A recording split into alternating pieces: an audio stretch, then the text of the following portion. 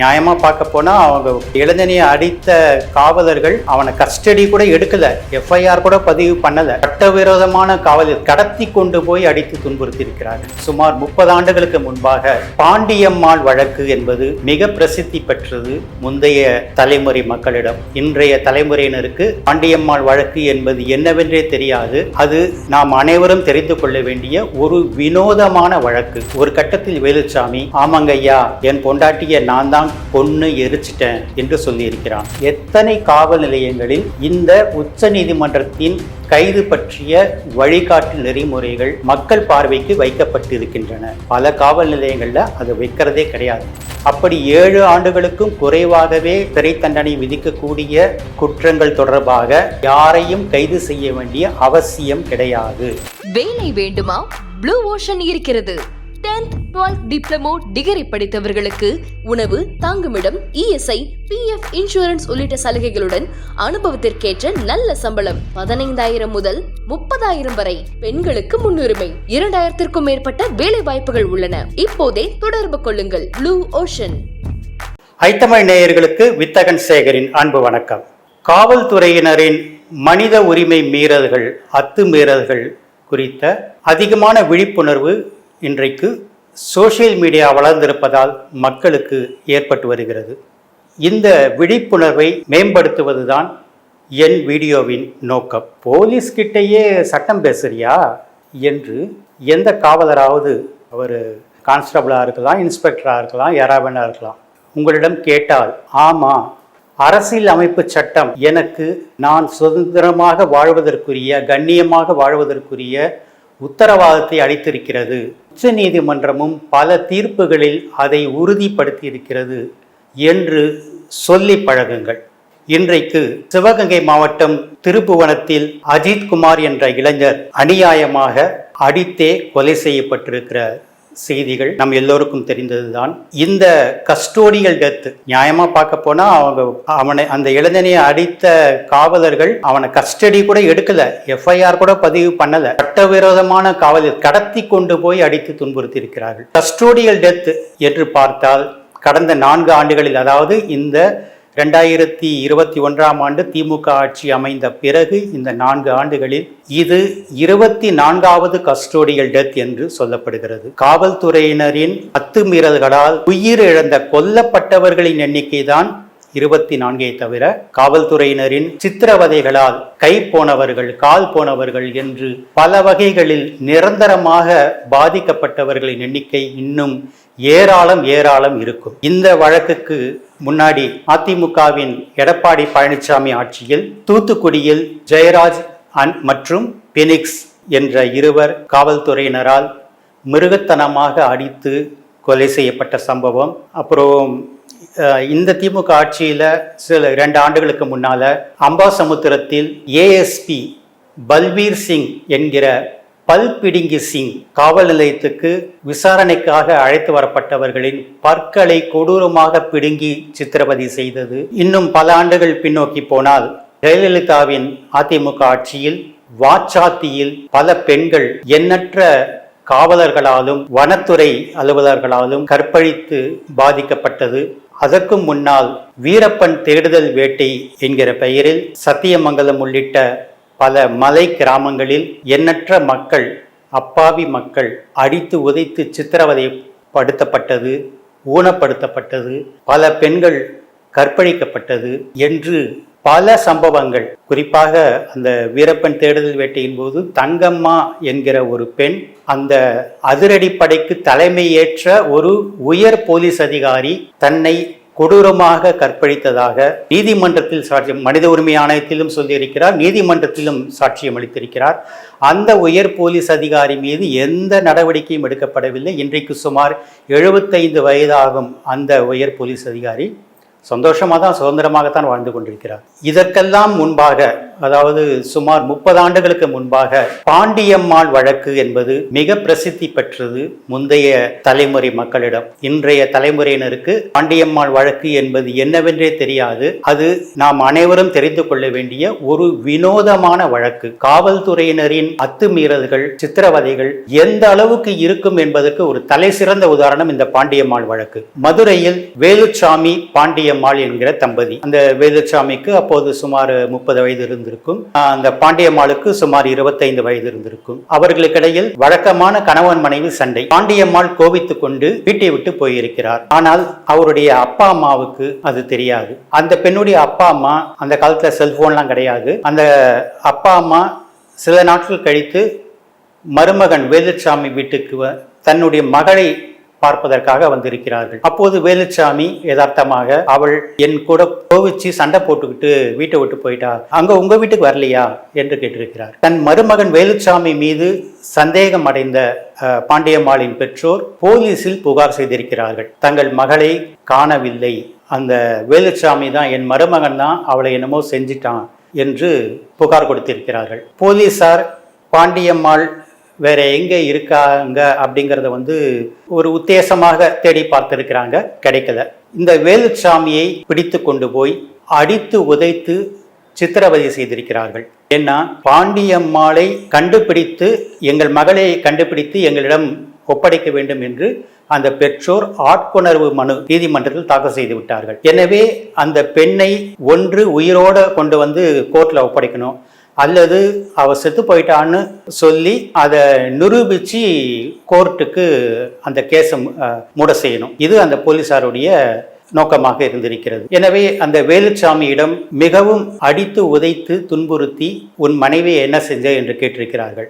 என் மனைவியை நான் எதுவுமே செய்யல, அவளை அடிக்க கூட இல்லை, வெறும் வாய் தகராறு தான், அவ கோச்சிக்கிட்டு போயிட்டா என்று திரும்ப திரும்ப சொல்லி இருக்கிறார் வேலுச்சாமி. ஆனால் அதை நம்பாத போலீசார் கடுமையாக தாக்கி இருக்கிறார்கள் வேலுச்சாமியை. ஒரு கட்டத்தில் வேலுச்சாமி, ஆமாங்க ஐயா, என் பொண்டாட்டியை நான் தான் கொன்னு எரிச்சிட்டேன் என்று சொல்லி இருக்கிறான். அவன் அந்த வாக்குமூலத்தை தருவதற்கு ஓரிரு தினங்களுக்கு முன்பாக அந்த ஊரில் ஆள் அரவமற்ற ஒரு புதரில் ஒரு பெண்ணின் சடலம் முழுமையாக எரிந்த நிலையில் கிடந்திருக்கிறது. அந்த சடலத்தை பாண்டியம்மாளின் பெற்றோரிடம் காண்பித்த போலீசார், இது உங்கள் மகள் தானே அப்படின்னு கேட்டிருக்காங்க. அந்த பெற்றோரும் சடலம் முழுவதும் எரிந்த நிலையில் இருந்ததால் அதை கன்ஃபார்ம் பண்ணிக்க முடியாம அந்த உடல் அமைப்பு, அந்த வயது போன்றவைகளை வைத்து, ஆமங்கய்யா இது எங்க பொண்ணுதான், அநியாயமா எரிச்சு கொன்னுட்டாங்க அப்படின்னு சொல்லியிருக்காங்க. எனவே இந்த நிலையில்தான் போலீஸ் நிலையத்தில் வேலுச்சாமியிடம், உன் பொண்டாட்டியை நீதான் கொன்ன அப்படின்னு சொல்லி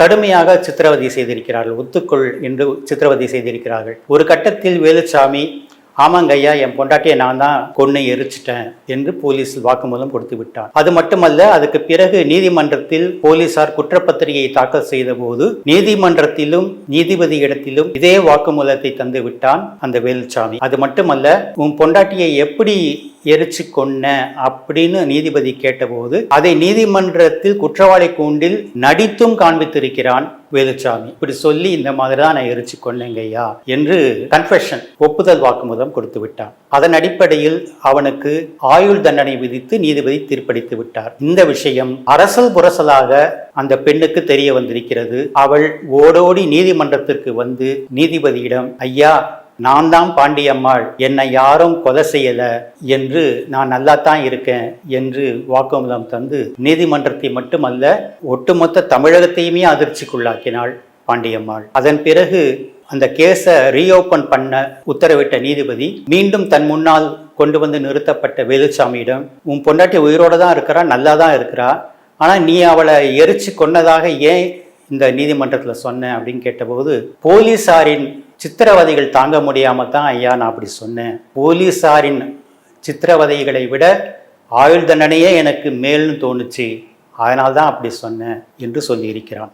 அதன் பிறகு அவனை விடுதலை செய்துவிட்டது நீதிமன்றம். எனவே போலீசாரின் சித்திரவதைகள் என்பது எந்த அளவுக்கு கொடுமையானது அப்படிங்கிறதுக்கு இந்த ஒரு வழக்கு ஒரு தலை சிறந்த வழக்காக சட்டம் தெரிந்த பலராலும் பேசப்படுவது. 1997ஆம் ஆண்டு BK பாசு என்கிற ஒரு நீதிபதி, அவர் மேற்கு வங்கத்தில் சட்ட ஆணைய குழுவினுடைய தலைவராக இருந்தவர். அவர் உச்சநீதிமன்ற தலைமை நீதிபதிக்கு ஒரு கடிதம் எழுதினார். கஸ்டோடியல் டெத், போலீஸ் காவலில் சித்திரவதைகள் மற்றும் போலீஸ் காவலில் மரணங்கள் அதிக அளவில் நடைபெற்று வருகின்றன இந்தியா முழுக்கவும். இதை கட்டுப்படுத்துவதற்கு உச்சநீதிமன்றம் தகுந்த வழிகாட்டு நெறிமுறைகளை வகுக்க வேண்டும் என்று நான் அனுப்புகிற இந்த கடிதத்தையே ஒரு பொதுநலன் வழக்காக, பப்ளிக் இன்ட்ரெஸ்ட் லிட்டிகேஷனாக உச்சநீதிமன்றம் ஏற்க வேண்டும் என்று வேண்டிக் கொண்டு கடிதம் அனுப்பியிருக்கிறார் அந்த நீதிபதி. அதை ஏற்றுக்கொண்ட உச்சநீதிமன்றம் இந்தியா முழுவதும் காவல்துறையினரின் கஸ்டோடியல் டார்ச்சர்ஸ் மற்றும் கஸ்டோடியல் டெத்ஸ் எந்த அளவுக்கு நடைபெறுகிறது என்பதை விசாரித்து அறிந்து கொண்டு பல வழிகாட்டு நெறிமுறைகளை இந்தியா முழுக்க இருக்கிற போலீஸ்காரர்களுக்கு உத்தரவாக பிறப்பிச்சிருக்காங்க. அதில் முக்கியமான ஒரு சிலதை மட்டும் சொல்கிறேன். ஒரு நபரை போலீஸ் கைது செய்யும் போது கைது செய்கிற அதிகாரியினுடைய பெயர் மற்றும் அவருடைய பதவி டெசிக்னேஷன் பொறித்த வில்லை, அதாவது நேம் பேட்ஜ், நேம் டேக் அந்த அதிகாரியினுடைய உடையில் இருக்க வேண்டும். ரெண்டாவது, கைது செய்யப்பட்ட அந்த இடத்திலேயே கைது குறிப்பு மெமோ தயாரித்து எந்த வழக்குக்காக, எந்த சூழ்நிலையில், எந்த தேதியில், எந்த நேரத்தில் இந்த கைது நடைபெறுகிறது என்பதை குறித்து அதில் அந்த கைது செய்யப்படுகிறவரின் கையெழுத்து மட்டுமல்லாமல் கைது செய்யப்படுகிறவருடைய உறவினர் அல்லது நெருங்கிய நண்பருடைய கையெழுத்து அல்லது அந்த ஊர் பெரிய மனிதருடைய கையெழுத்து, இது இரண்டையும் பதிவு செய்ய வேண்டும். கைது செய்யப்பட்டவருக்கு உடல் நலத்தில் ஏதாவது பிரச்சனை இருக்கிறதா என்பதை மருத்துவரை கொண்டு ஆய்வு செய்து அதையும் பதிவு செய்ய வேண்டும். கைது செய்த அதிகபட்சம் 12 மணி நேரத்திற்குள் கைது செய்யப்பட்டவரின் உறவினர் அல்லது நெருங்கிய நண்பருக்கு தகவல் தெரிவிக்க வேண்டும். கைது செய்யப்பட்ட 24 மணி நேரத்திற்குள் மேஜிஸ்ட்ரேட் கோர்ட்டில் ஆர்டர் செய்து அவரை ஜுடிஷியல் கஸ்டடிக்கு அனுப்புவதற்கு அனுமதி பெற வேண்டும். கைது செய்யப்பட்டவர் அந்த நேரத்தில் உடனடியாக தன் வழக்கறிஞரின் உதவியை நாடி பெறுவதற்கு அனுமதிக்க வேண்டும். இப்படியாக பல உத்தரவுகளை உச்சநீதிமன்றம் 1997ஆம் ஆண்டு இந்தியா முழுவதும் இருக்கிற போலீஸ்காரர்களுக்கு பிறப்பித்தது. அப்படி பிறப்பித்ததோடு மட்டுமல்லாமல் இந்த உச்சநீதிமன்றத்தின் உத்தரவுகள் அனைத்து காவல் நிலையங்களிலும், காவல் நிலையத்துக்குள்ள என்டர் ஆகிற மக்களுடைய பார்வைக்கு படும் வகையில் எழுதி வைக்க வேண்டும் என்றும் உத்தரவு போட்டிருக்காங்க. நீங்க சொல்லுங்க நேயர்களே, எத்தனை காவல் நிலையங்களில் இந்த உச்சநீதிமன்றத்தின் கைது பற்றிய வழிகாட்டு நெறிமுறைகள் மக்கள் பார்வைக்கு வைக்கப்பட்டிருக்கின்றன? பல காவல் நிலையங்கள்ல அது வைக்கிறதே கிடையாது. இதன் பிறகு 1996ஆம் ஆண்டு உத்தரப்பிரதேசத்தைச் சேர்ந்த ஒரு நேர்மையான காவல்துறை டிஜிபி, இந்த இடத்துல நான் ஒன்றை நினைவுபடுத்த விரும்புகிறேன். காவல்துறையினரை பொறுத்த வரைக்கும் 30% உயர் அதிகாரிகள் நேர்மையானவர்களாகவும் மனசாட்சி கொண்டவர்களாகவும், 60% கீழ்நிலை காவலர்கள் நேர்மையானவர்களாகவும் மனசாட்சி கொண்டவர்களாகவும் கடவுளுக்கு பயந்தவர்களாகவும் பணியாற்றி கொண்டிருக்கிறார்கள். ஆனால் பெரும்பாலான காவல்துறை உயர் அதிகாரிகளும் சரி, ஒரு 40% காவலர்களும் சரி, சட்டத்தை மதிக்காதவர்களாக, மனித உரிமை மீறல்களில் ஈடுபடுகிறவர்களாகத்தான் செயல்பட்டு கொண்டிருக்கிறாங்க. நான் சொன்ன அந்த நேர்மையான உயர் அதிகாரி கேட்டகரியில் வர்றவர் தான் அந்த பிரகாஷ் சிங் என்ற ரிட்டையர்டு டிஜிபி. அவர் ஒரு பொதுமக்கள் நலன் சார்ந்து ஒரு பப்ளிக் இன்ட்ரெஸ்ட் லிட்டிகேஷன் உச்சநீதிமன்றத்தில் தான் ரிட்டையர் ஆன பிறகு போட்டிருக்காரு. அதாவது காவல்துறை சீர்திருத்தங்கள் தேவை, மக்கள் எந்த ஒரு பதவியில் இருக்கிற காவல்துறை அதிகாரி மீதும் புகார் அளிப்பதற்கு சட்டப்படியான வழிமுறைகள் தேவை அப்படின்னு கேட்டு பொதுநலன் வழக்கு போட்டிருக்காரு. இதை விசாரித்த உச்சநீதிமன்றம் 2006ஆம் ஆண்டு காவல்துறை சீர்திருத்தங்கள் பற்றிய ஒரு தீர்ப்பினை அறிவித்தது. அந்த தீர்ப்பின் மிக முக்கியமான அம்சம் ஸ்டேட் போலீஸ் கம்ப்ளைண்ட்ஸ் அத்தாரிட்டி, அதாவது மாநில காவல்துறை புகார்கள் ஆணையம் அமைக்க வேண்டும் என்பது. அதுக்கு பிறகு காவல்துறையில் விசாரணை காவலர்கள், அப்புறம் சட்டம் ஒழுங்கு காவலர்கள் அப்படின்னு 2 பிரிவினர் கட்டாயமாக எல்லா காவல் நிலையங்களிலும் இருக்கணும். அப்போ தான் அவங்க தன்னுடைய பணியில் ஒருமித்த கவனத்துடன் செயல்பட முடியும். டிஜிபி அப்புறம் மாவட்ட எஸ்பிக்கள் இவங்கெல்லாம் வந்து குறைந்தபட்சம் 2 ஆண்டுகள் அந்த பதவியில் இருப்பதற்கு உண்டான சட்டம். ஏன்னா எப்போ வேணால் ஆட்சியாளர்கள் நினைத்தால் தங்களுடைய தவறான உத்தரவுகளை பின்பற்ற மறுத்தால் அந்த எஸ்பியவோ அந்த டிஜிபியவோ மாற்றிட முடியும். இப்படி இருந்தால் அந்த மிக உயர் பொறுப்பில் இருக்கிற அதிகாரிகள் நேர்மையுடன் நடந்து கொள்ள முடியாது. அதனால் அவங்களுக்கு 2 வருஷம் அந்த பதவியில் இருப்பதற்கான ஒரு உத்தரவாதம் வேண்டும். இந்த மாதிரியான சில சீர்திருத்தங்களை இந்தியாவில் இருக்கிற 28 மாநிலங்களுக்கும் மற்றும் யூனியன் பிரதேசங்களுக்கும் வழிகாட்டு நெறிமுறையாக உச்சநீதிமன்றம் அறிவித்தது. இதை பல மாநிலங்கள், தமிழ்நாடு உள்ளிட்ட பல மாநிலங்கள் முழுமையாக பின்பற்றவில்லை என்பதுதான் நிதர்சனம். முக்கியமாக சொல்லப்போனால் இந்த state police complaints authority SPCA என்கிற அமைப்பு 2013ஆம் ஆண்டில் அன்றைக்கு இருந்த ஜெயலலிதா ஆட்சி காலத்தில் அமைக்கப்பட்டது. அது ஒரு நல்ல முன்னெடுப்பு தான்.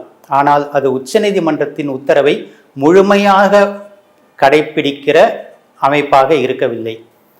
அந்த அமைப்பு தமிழ்நாட்டில் செயல்படுது.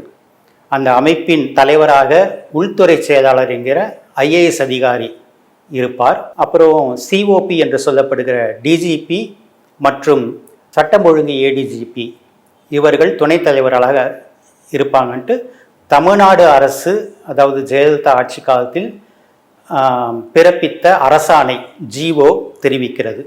ஆனால் உச்சநீதிமன்றம் என்ன சொல்லுச்சுன்னா, இந்த காவல்துறை புகார் ஆணையத்தில் தலைவராக ஒரு ஓய்வு பெற்ற நீதிபதி இருக்க வேண்டும். இதன் உறுப்பினர்களாக காவல்துறை தலைமை பீடத்தில் இருக்கிற அதிகாரிகள் இருப்பதோடு கூட சமூகத்தில் நற்செயல்கள் செய்த சமூக சேவகராக, மக்கள் மத்தியில் மரியாதை மிக்கவராக 1-2 பேர் இடம்பெற வேண்டும். ஏன்னா அப்போதான் உயர் போலீஸ் அதிகாரிகள் மேலே மக்கள் புகார் சொல்லும்போது இவர்கள் மூலமாக நியாயமான தீர்ப்பு கிடைக்கும் அப்படிங்கிறதுக்காக உச்சநீதிமன்றம் அப்படி சொல்லியிருக்காங்க.